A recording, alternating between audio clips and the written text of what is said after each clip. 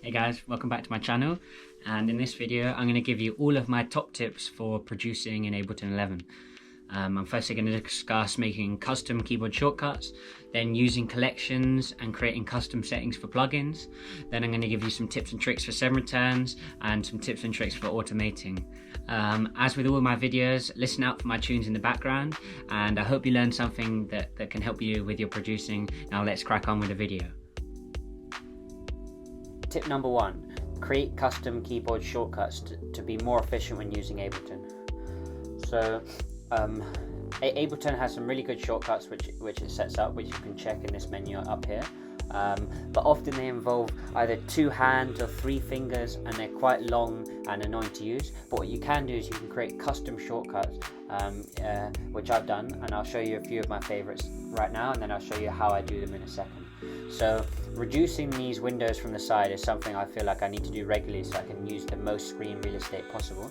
So I've set this control key here, which isn't mapped to much in Ableton, so you can create your own shortcuts with it.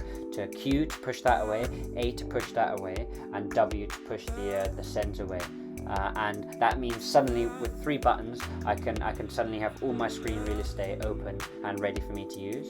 And then I have other things like Control 1 to open a MIDI clip, Control 2 to open an audio clip, and then like say I've opened up here and then I want to go between the clip and the audio effects rack. I can do that with holding down S. Right. And now I'm going to show you guys how you can set this up. So what you've got to do is you've got to go up into the menus up here, and I'm going to take the detailed view one, for example, which is my Control A to bring up the detailed view down here. And you see what it was before. I think it was something like Command Shift B or something like that. But the main important thing is to look at what detailed view is called, detail view, and then you come into here, into the settings, into keyboard, into shortcuts, and then app shortcuts, and then you come down here, you write in detail view, and then a Control A, and then without even having to close the application, it will suddenly become the new shortcut, and it'll pop up here telling you that that's the new shortcut. And honestly, this improves my productivity time significantly, and it means that I can just open up windows at the side and at the bottom much quicker than if I was using the longer shortcuts used by Ableton. And it's also obviously easier to remember shortcuts when you're using your own. But anyway, let's get on to tip number 2.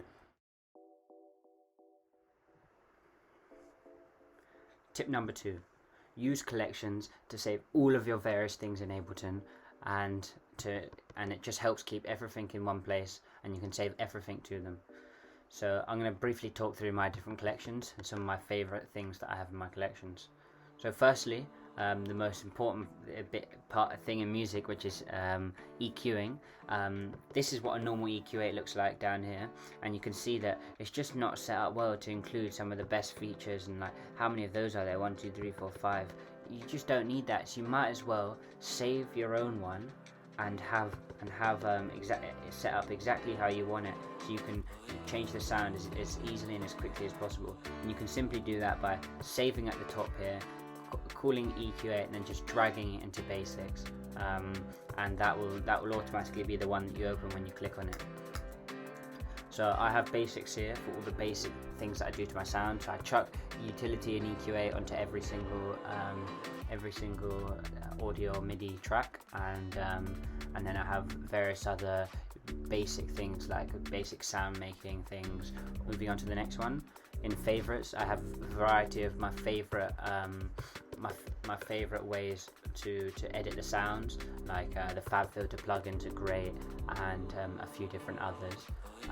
Then going on to heat, which is where I have all of my different ways that I can add heat to sound, like with distortion and compression, saturation.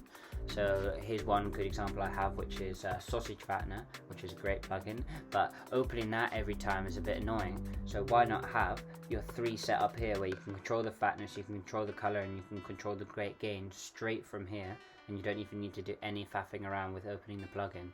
I feel like those kind of things help improve your workflow significantly. Moving on to extras, this is just where I store all my extra plugins and bits and bobs that I like. Like for example, Notepad's pretty useful, where you can just jot down notes, like this. And then Max for Live, this is great. So my favorite Max for Live plugin is definitely ML Distance, where you can automate the distance here of the sound. So you can make the sound further away, you can make the sound closer to you, and that's great for creating movements and creating transitions in your tracks. And then there's a few others, like Granulator is really fun for messing around with sounds. This LFO is pretty cool because you can just LFO anything in Ableton. Moving on, vocals. This is where I keep all my vocal processing and my vocal processing chains as well.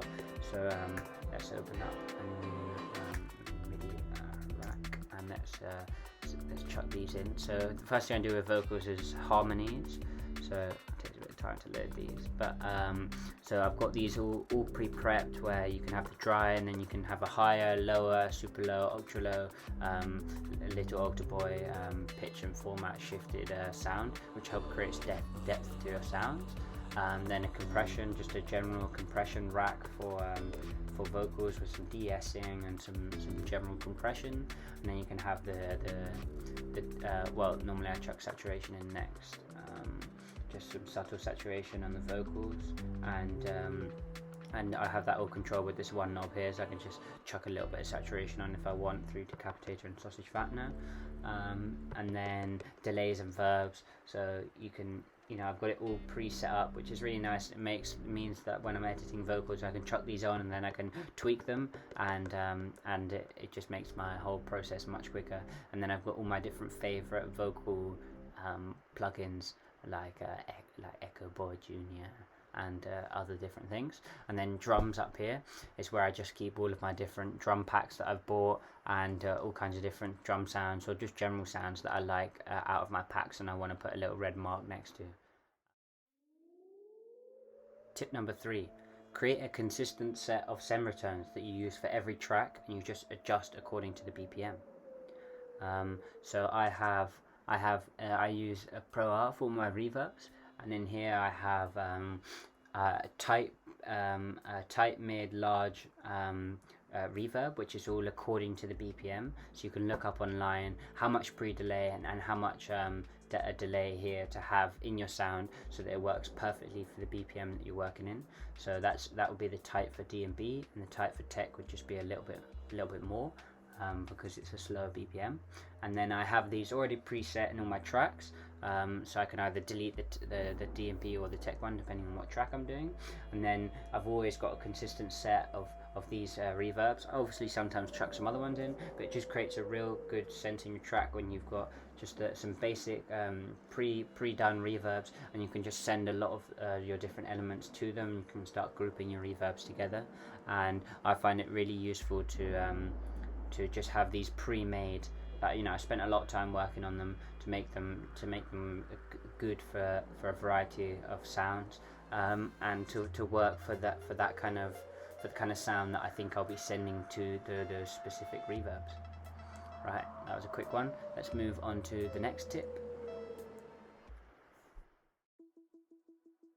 I've pulled up one of my project files, Anymore, and I just want to tell you guys how it's so important to automate everything in your tracks, and some of my tips for automation, because that is really one of the most important parts of producing.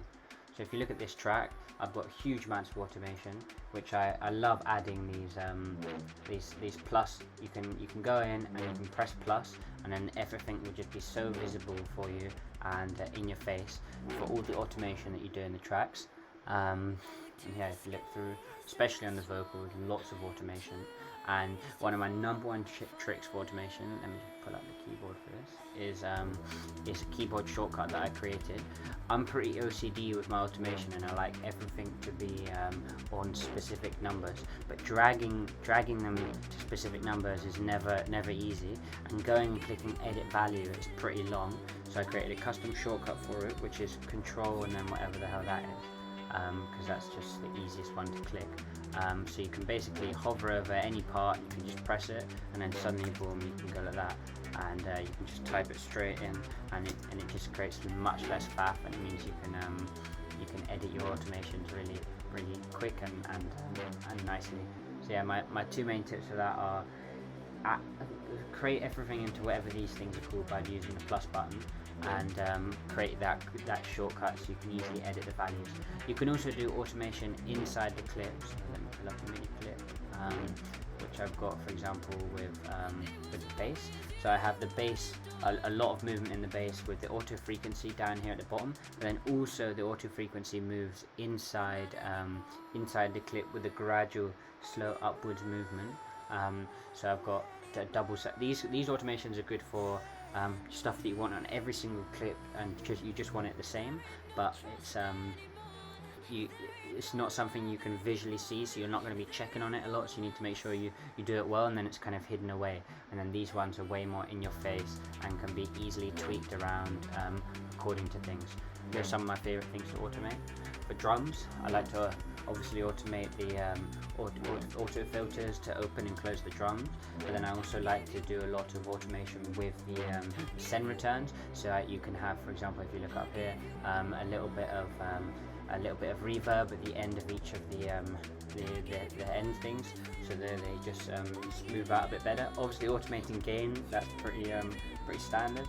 And if we move on down to what I've got for the bass, we've got the auto frequency, we've got erosion building a bit to add a bit extra sound for the drops. We've got a dry wet here, which is for all of the side chains. So the side chains duck out at those moments when I want the bass to be even more powerful. And then if we keep moving down, gain automation, more gain automation. And then we've got an audio effects rack here.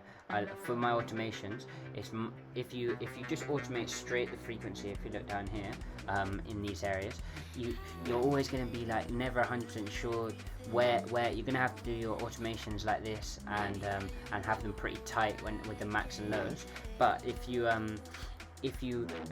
map it to one of these, right, then you can have this moving, and then if you go into map there, then you can adjust the min and the max, so that the max of it and the min of it can be at the perfect values, so it makes it much easier to just have it building and rising and dropping when, for example, that's the max and that's the min, because the sound doesn't go past there anymore, so it doesn't even matter. Enable automation. Keep on moving down. For vocals, various different types of delays and reverbs is what I'm mainly automating here. Bit of utility, and long ping pong on and off, so that not all of it is so only parts of it are echoing out. And yeah, those are my tips for automation. It's a vital part of any track, and I hope you guys learned something from it.